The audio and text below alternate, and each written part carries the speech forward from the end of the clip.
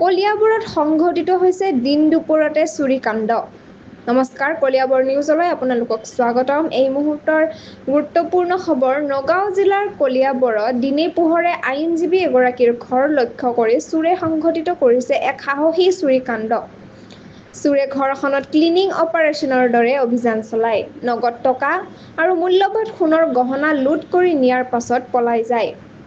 এই ঘটনাই অঞ্চলটোত আতংকৰ সৃষ্টি কৰিছে। স্থানীয় ৰাইজে কৈছে যে দিনৰ পোহৰতে এনেধৰণৰ ঘটনা সংঘটিত হোৱাটো সঁচাকৈ ভয়ংকৰ। পুলিচে ইতিমধ্যে ঘটনাস্থলত উপস্থিত হৈছে, তদন্তও আৰম্ভ কৰিছে। এতিয়া চোৰক চিনাক্ত কৰিবলৈ চিচিটিভি ফুটেজ পৰ্যালোচনা কৰা হৈছে।